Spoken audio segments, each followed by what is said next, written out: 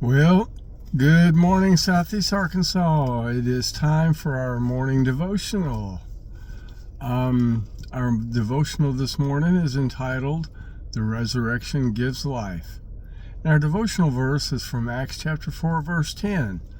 Let it be known to all of you and to all of the people of Israel that by the name of Jesus Christ of Nazareth, whom you crucified, whom God raised from the dead, by him this man is standing before you well. On almost every job that I've ever had, there have always been teams of people that come down and they're there to assess and evaluate how well a company is performing operationally. They would come down and they would crawl up into almost everything that we were doing operationally. Sometimes they would just watch and they would just follow us around, watching us do our jobs. And often they would ask a question, and their question would be, well, why did you do it that way?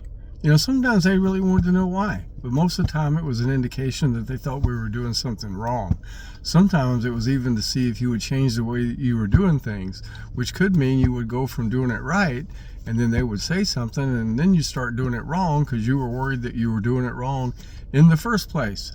That was unfortunate because, if you'd been doing it right, then suddenly you'd been doing it wrong. But as they chased Jesus around the Galilean countryside, the Pharisees were a whole lot like those people that came down to evaluate a workplace. They weren't really seeking an honest exchange of information with Jesus, but rather they were looking to trip him up and catch him in the act of wrongdoing. Not a lot changed after the death and resurrection of Jesus, other than the target became Peter and the disciples rather than Jesus himself. Peter and John in our devotional verse have been pretty energetically preaching the death, burial, and resurrection of Jesus, which upset the rulers very greatly. So the next day, Peter and John were brought before the Sanhedrin for questioning. And earlier in our overall devotional passage, they asked the pair this. They asked them the following: and when they had set them in their midst, they inquired, by what power or by what name do you do this? They weren't looking to learn about Jesus for their spiritual health. They were looking for something they could hang the disciples on. Amazingly, Peter did answer them.